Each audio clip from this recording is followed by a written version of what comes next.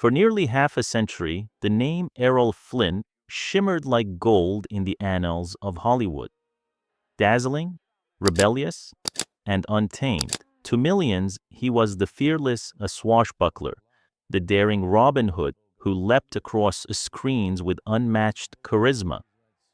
But beneath the glittering surface was a life haunted by betrayal, scandal, and inner torment, a man torn between myth and misery. Few ever truly understood the real Errol Flynn. Fewer still saw the man behind the mask. One of them was Patrice Wymore, his devoted wife, the woman who stood by him through chaos and decline, through laughter and heartbreak. For decades, Patrice kept her silence, guarding the truth of the man she loved, until, at the age of 85, she finally decided the world deserved to know. Her confession would shatter long-held myths, revealing the humanity of a legend the world had both adored and condemned. Errol Leslie Flynn was born on June 20th, 1909 in Battery Point, Tasmania. His father, Theodore Thompson Flynn, was a respected professor of biology, stern, intellectual, distant. His mother, Lily Mary Young, cold and exacting, often called young Errol a devil in boy's clothing. Those words, cruel as they were, carved deep scars into his soul, scars that would later bleed into every relationship, every performance, every scandal. His childhood was an exotic contradiction. Surrounded by wild creatures and tropical wonders his father studied, yet emotionally starved inside a home devoid of warmth. Loneliness became his first companion, rebellion his first defense.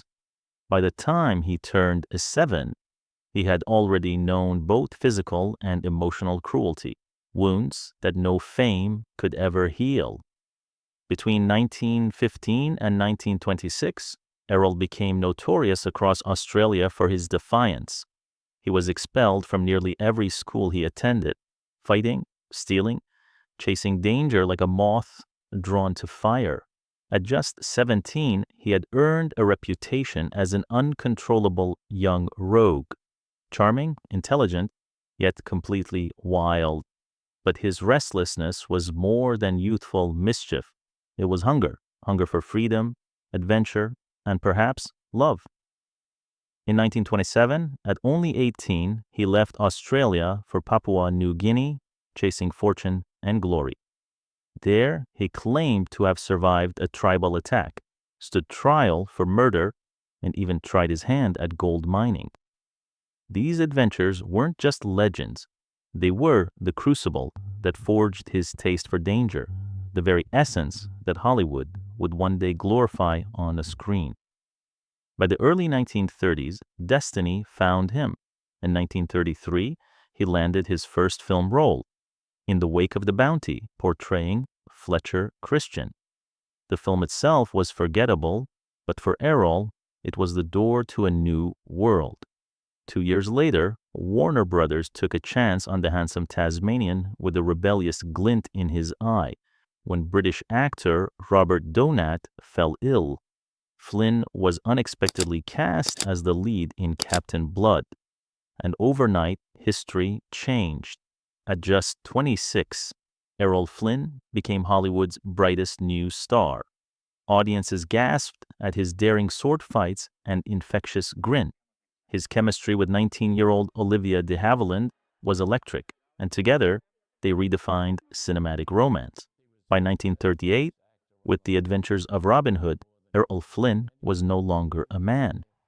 He was a myth, the embodiment of adventure itself. Yet even as he conquered Hollywood, a storm was brewing behind the charm, one that would test not only his fame, but the very soul of the woman who would one day love him the most. By the dawn of the 1940s, Errol Flynn had everything: fame, fortune, and the undying devotion of millions. He was the face of adventure, the man every audience adored and every woman desired. But with glory came darkness. Hollywood, ever hungry for a spectacle, had built him into a living legend, the dashing rogue, the irresistible outlaw, both on and off the screen. Behind the curtain, however, Errol was beginning to crumble. The loneliness from his youth still whispered through every champagne toast, every fleeting romance, every sleepless night. Studio executives capitalized on his reputation. They fed the tabloids stories of his wild parties, his womanizing, his reckless escapades at sea, aboard his beloved yacht, the Sirocco. The press called him the real-life pirate of Hollywood. But behind the laughter and the glimmer of martini glasses, the pain never truly left him. He was a man at war with himself, desperate to be loved, terrified of being truly seen. Then came the scandal that would shake the very foundation of his career. In 1942, two teenage girls, Betty Hansen, 17, and Peggy Satterlee, only 15, accused Flynn of statutory rape. The allegations sent shockwaves across America. Overnight, Hollywood's brightest star became the face of its darkest shame. Betty claimed the assault took place at a wild Hollywood party. Peggy said it happened aboard the Sirocco.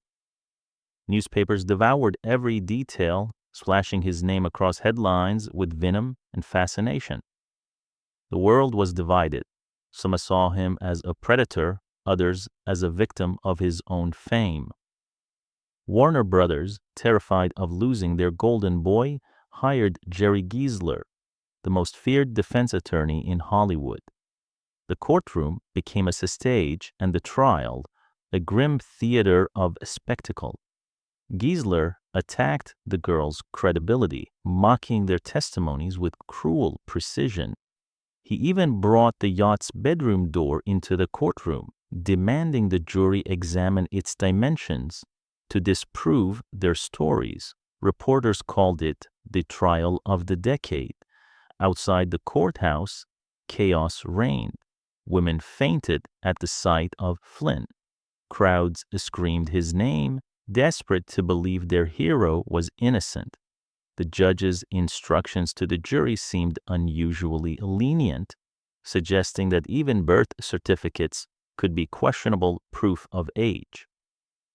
When Errol took the stand in February 1943, the courtroom fell silent. He spoke calmly, with piercing eyes and a voice steady as steel.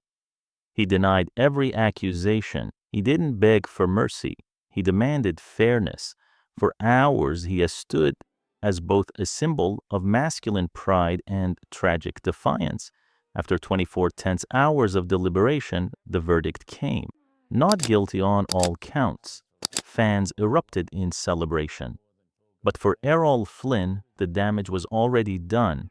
He had survived the trial, but part of his soul had been left in that courtroom, buried beneath the flashing cameras and whispered doubts. He would never again be the same. Hollywood had given him immortality, but it had also stolen his peace. By 1950, the golden boy of Hollywood was fading.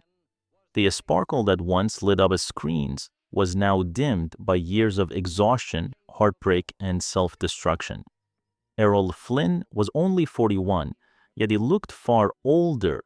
The toll of alcohol, scandal, and restless living etched deep into his face. But just as the curtain seemed to close on his story, fate handed him one last unexpected act, a love story that would define the rest of his life. That year, while filming Rocky Mountain in the rugged deserts of New Mexico, Errol met a young actress from Kansas, Patrice Wymore. She was 24, radiant, with a voice like sunlight and eyes full of promise. She wasn't like the women who chased him at parties or whispered his name with scandal. Patrice was grounded, gracious, and ambitious in her own right. Born on December 17, 1926, she had conquered Broadway long before Hollywood ever called her name. After winning the Theatre World Award in 1947 for her breakout role in Hold It, she was quickly signed by Warner Brothers. When she appeared opposite Flynn in Rocky Mountain, their chemistry wasn't just on screen. It was undeniable in real life, but at the time, Flynn's life was anything but simple. He was already engaged to Princess Irene Gika of Greece, a union more of convenience than love. No one believed that his connection with the young actress would last longer than the movie itself. But destiny, unpredictable as ever, had other plans. By August 1950, the Hollywood press was stunned. Warner Brothers announced Errol Flynn's engagement to Patrice Wymore. Just 2 months later, on October 23rd, they married in Monaco, a fairy tale ceremony held both in a town hall and a small church in Nice, France. Fans gathered by the hundreds, waving, crying, reaching out just to glimpse the once notorious playboy now transformed into a devoted husband. The man who once symbolized wild rebellion now looked every bit the romantic hero he had played for years. Their honeymoon wasn't in Paris or Rome, but on the Zaka, Flynn's beloved yacht, gliding across the blue waters of the Caribbean. Soon after, they settled far from Hollywood's noise, on Flynn's 2,000-acre Jamaican estate, a paradise of coconut groves, rolling hills, and endless sea breeze. There, life slowed down, and for a brief time, Flynn found peace. Their home became a haven for celebrities: Ava Gardner, Noel Coward, Truman Capote, all drawn to the couple's charisma. Nights were spent beneath torchlight, the sound of waves mingling with laughter and the soft hum of jazz echoing from the veranda. For a man who had chased chaos all his life, Errol had finally found serenity, or at least a fragile illusion of it. In 1953, Patrice gave birth to their daughter, Arnella Roma Flynn. On Christmas Day in Rome, it was the happiest day of Flynn's later life. Patrice, now a mother, began to withdraw from Hollywood. Though she appeared in a few films like The Big Trees alongside Kirk Douglas, she gradually chose family over fame. Her purpose had shifted. She was no longer the rising star, but the anchor holding together the crumbling world of Errol Flynn. Yet love, no matter how pure, could not save him from himself. Behind the laughter on those Jamaican nights, the same demons whispered. The same thirst that had once driven him to greatness now dragged him toward destruction. The paradise Errol Flynn had built in Jamaica shimmered like a dream. Sunlit beaches, torchlit parties, laughter echoing over the waves. But beneath that dream, a darker truth was growing. By the early 1950s, the cracks in Flynn's life were no longer possible to hide. The reckless energy that once made him Hollywood's swashbuckling icon had turned into self-destruction. Warner Brothers, the studio that had molded him into a legend, quietly ended their 18-year contract in 1953, following the film The Master of Ballantrae. To the public, it seemed like a graceful parting. To those who knew him, it was the final sign that Hollywood had given up on its once golden sun. Years of excess had taken a brutal toll. Alcohol had become his constant companion, not a drink to celebrate, but a shield to numb the pain. His daily consumption could reach 2 or 3 quarts of vodka, often hidden inside oranges he injected with liquor when directors banned alcohol on set. Morphine soon followed, prescribed for pain but quickly turning into dependence. His body began to betray him, trembling hands, shallow breath, and eyes that had lost their once dangerous sparkle. As early as 1942, Flynn had already suffered his first heart attack. At just 33, by his mid-40s, his liver was failing, his lungs were weak, and his spirit was fading. Yet he refused to stop. When producers cast him in The Sun Also Rises in 1957, they no longer saw him as a hero, but as a broken man. And ironically, that was the role he played, a washed-up, alcoholic writer. Friends whispered that he looked 20 years older than his age.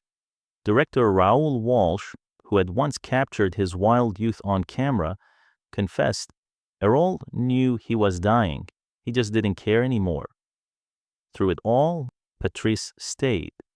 Barely in her late 20s, she became a nurse, mother, and protector, not only to their daughter, Arnella, but to the man she still called her husband. While others drifted away, she remained, tending to him when he was sick, comforting him when the night terrors came. In his memoirs, Flynn admitted that Patrice was the only woman who ever tried to save me, but love could not undo what addiction had already carved into his body. Financial ruin followed closely behind. Once among Hollywood's highest-paid actors, Flynn squandered his fortune on yachts, mansions, and failed film ventures. His self-funded project, The Story of William Tell, 1953, collapsed mid-production, leaving him nearly bankrupt. His beloved Mulholland estate was sold, and even the Zaka, his treasured yacht, became more of a burden than a joy. Then in 1957, his life took yet another controversial turn. He began a relationship with Beverly Adland, a dancer just 15 years old. Introduced by a costume designer, she became his constant companion and appeared in his final film, Cuban Rebel Girls. The project, shot amid the chaos of the Cuban Revolution, even featured appearances by Fidel Castro himself, a testament to Flynn's unrelenting hunger for adventure, even as his body was failing. But adventure had turned to obsession. In October 1959, while visiting Vancouver, Flynn complained of severe back and leg pain. A doctor injected him with Demerol for relief. Hours later, he collapsed, his heart finally giving out. He was only 50, yet when the autopsy was performed, the coroner remarked that his body resembled that of a 75-year-old man, his liver destroyed, his arteries hardened, his organs ravaged. The world mourned the death of a legend.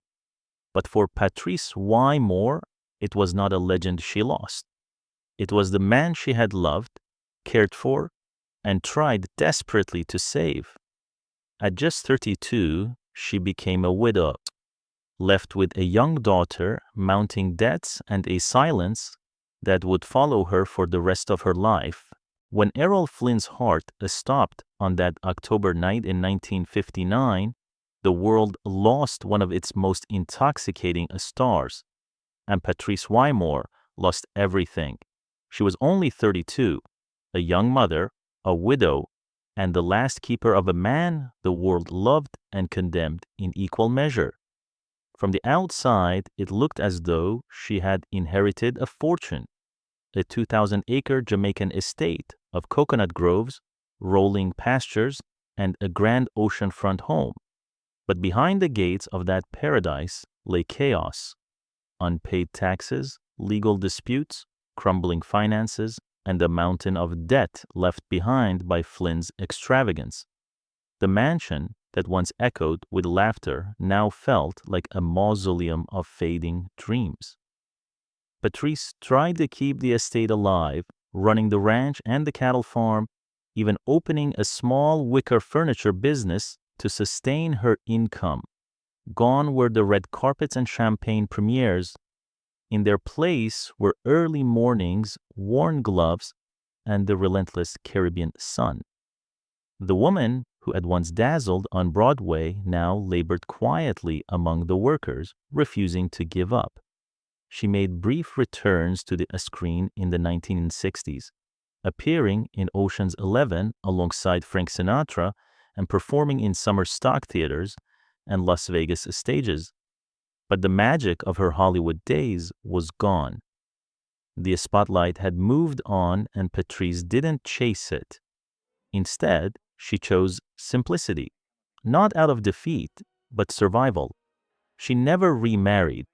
Friends said she remained devoted to Errol's memory, even when she had every reason to let it go. Her love was not naive.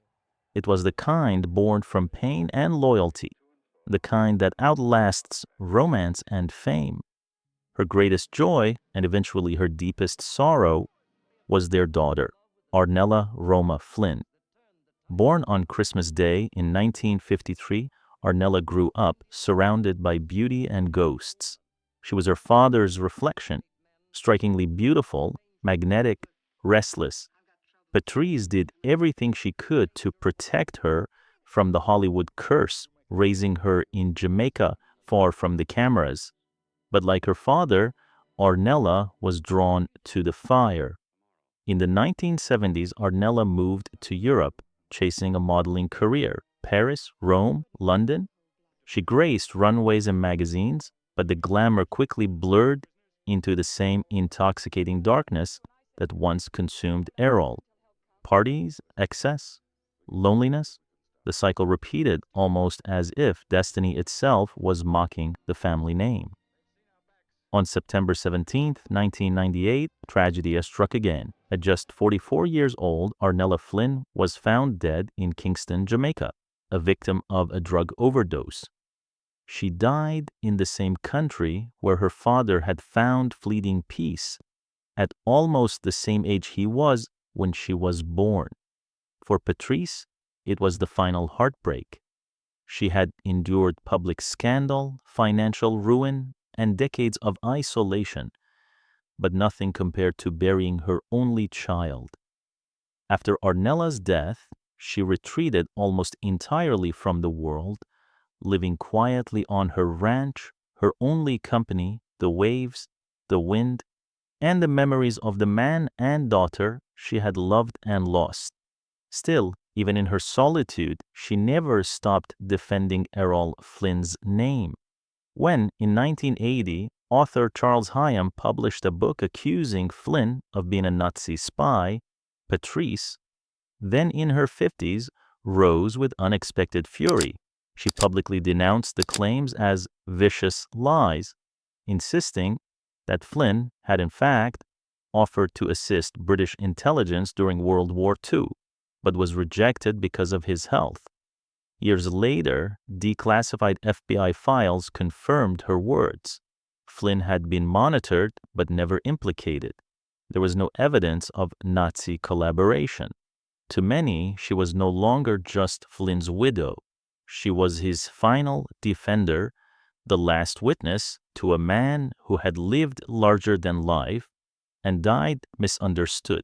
By the time Patrice Wymore reached her 80s, half a century had passed since Errol Flynn's death, yet his shadow never left her. In Jamaica, she became something of a legend herself. To the locals, she wasn't Mrs. Flynn, the movie star. She was simply Miss Patrice, a graceful, soft-spoken woman who loved her land, her animals, and her solitude. Visitors to her ranch often described her as serene but distant. Her beauty aged like the island sunsets, warm, golden, tinged with melancholy. She had spent most of her life in silence, guarding memories too painful to share. But when she turned 85, Patrice did something no one expected. She finally spoke. And what she said changed the way the world remembered one of Hollywood's most complicated icons. In a rare interview, her voice steady but heavy with time, Patrice dismantled decades of gossip and myth. She revealed that much of Errol Flynn's notorious reputation, the endless drinking, the reckless affairs, the rumors of treachery, had been manufactured by the very machine that made him famous. Warner Brothers, she claimed, had deliberately fed tabloids sensational stories to create an image of the real-life pirate, blurring the line between his characters and his soul. The studio sold the fantasy, she said softly, and he had to live inside it, even when it destroyed him. She admitted that Flynn had been far from perfect. He was volatile, self-destructive, often cruel to himself and others, but beneath the chaos, she insisted, there lived a man both brilliant and broken, a man whose hunger for affection came from a childhood starved of love.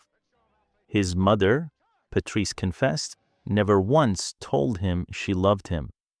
And for the rest of his life, he searched for that one sentence in every woman's eyes. Even the darkest accusations, the ones that branded him as a Nazi sympathizer, she addressed head-on. Patrice confirmed that Errol had secretly offered to help Allied intelligence during World War II, but had been rejected for medical reasons. She hinted that certain classified documents, still sealed at the time, might one day reveal the truth, that he had quietly aided anti-fascist efforts instead of betraying them. He wasn't a traitor, she said firmly. He was a patriot who was broken long before the war began. Then came the most painful confession of all, his relationships with younger women. She didn't excuse him. Her voice trembled as she explained that Errol's obsession with youth was not merely lust or conquest, but a desperate attempt to hold on to innocence. The innocence he'd lost too early. He wasn't chasing girls, she said quietly. He was chasing the boy he never got to be. When Patrice Wymore passed away on March 22, 2014, at the age of 87, she left behind more than a legacy of beauty and endurance. She left behind the final truth of Errol Flynn, not as the swashbuckling god of Hollywood, but as a deeply flawed, deeply human soul. In her last years, she gave him something the industry never could: dignity. Through her, the myth became a man again, and for the first time in decades, the world saw Errol Flynn not through the haze of scandal, but through the eyes of the woman who had truly known him. So perhaps, after all the lies, laughter, and legend, Patrice Wymore's greatest act of love was not marrying Errol Flynn, but forgiving him.